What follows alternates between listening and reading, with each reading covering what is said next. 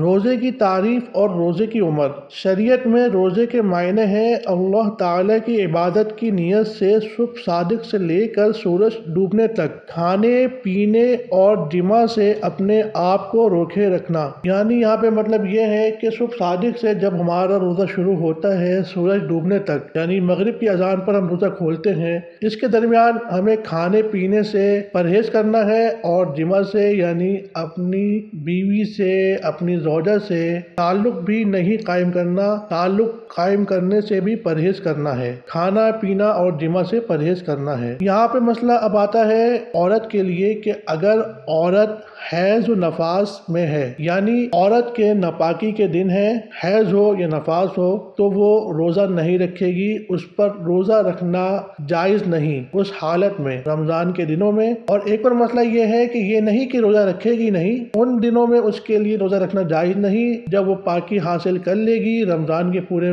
مہینے کے روزے گزار لے گی، پھر بعد میں ان روزوں کی قضا کرے گی، تو بعد میں ان روزوں کی قضا کرے گی جو اس کے روزے قضا ہو گئے ہیں حیض و نفاس کی وجہ سے۔ مثال کے طور پہ کوئی عورت ہے، کوئی بچی ہے جس نے روزہ رکھنے شروع کیے، مثال کے طور پہ 10 دن ہو گئے، اب اس کے حیض کے دن شروع ہو گئے، 11 12 13 14 15، یعنی 5 رمضان جو ہے 5 روزے جو ہیں وہ اس کے حیض میں نکل گئے، ان دنوں میں وہ روزہ نہیں رکھے گی۔ اب چھٹے دن سے جب وہ پاکی حاصل کر لے گی، پھر وہ یعنی 16واں روزہ بھی رکھے گی اور سارے روزے پورے کرے گی، اور جب رمضان پورا ہو جائے گا تو بعد میں جب بھی ہو سکے جلد سے جلد جتنی جلدی ہو سکے ان 5 روزوں کی قضا بھی پوری کرے گی، چاہے حیض کی وجہ سے ہو یا نفاس کی وجہ سے ہو، روزوں کی قضا پوری کرنی ہے۔